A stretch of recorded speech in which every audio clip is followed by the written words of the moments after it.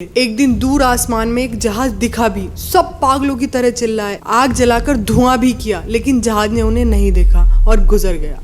उस दिन कई लोगों की उम्मीद पूरी तरह टूट गई। शुरुआती 2-3 महीने सबसे कठिन थे। अनजान द्वीप का माहौल, खाने की कमी और साफ पानी ना होने की वजह से बीमारियां फैलने लगी।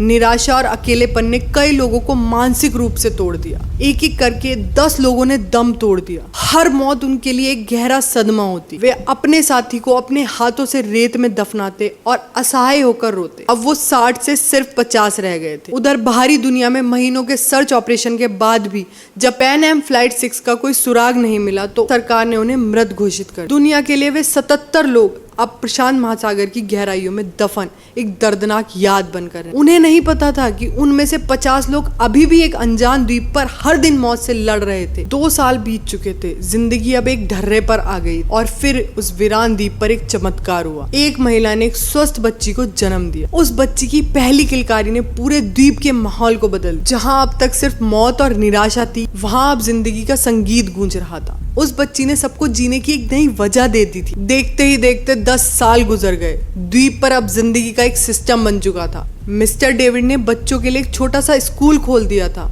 इन 10 सालों में द्वीप पर 5 और बच्चों का जन्म हुआ, लेकिन बीमारी और हादसों में 7 और बड़े लोग अपनी जान गंवा चुके। अब द्वीप की कुल आबादी 48। पूरे 13 साल बीत चुके थे। जो बच्चे द्वीप पर पैदा हुए थे वे अब किशोर हो चुके थे।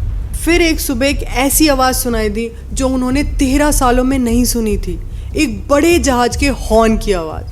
उन्होंने अपनी पूरी ताकत से आग जलाई, चिल्लाए, हाथ हिलाए और एक बार चमत्कार हुआ। जहाज ने उन्हें देख लिया था। जब रेस्क्यू टीम नाव से द्वीप पर उतरी तो उनकी आंखों में भी आंसू थे। वे उन लोगों को देख रहे थे जिन्हें दुनिया मरा हुआ मान चुकी थी। जब वे 48 लोग वापस शहर लौटे तो दुनिया हैरान रह गई। उनकी कहानी पर किसी को भी यकीन नहीं हो रहा था जब तक कि एक सर्वाइवर डायरी सामने नहीं आई। उस डायरी में 13 साल का हर एक दिन, हर एक संघर्ष, हर एक मौत और हर एक जन्म का हिसाब लिखा हुआ था। ये इंसान के हौसले और जीने की जिद की एक अविश्वसनीय दास्तां है। इस सच्ची घटना पर बाद में एक किताब भी लिखी गई जिसका नाम था the last survivors of flight 6, 13 years on the island. ये कहानी आज भी हमें सिखाती है कि उम्मीद की एक छोटी सी किरण सबसे घने अंधेरे को भी चीर सकती है।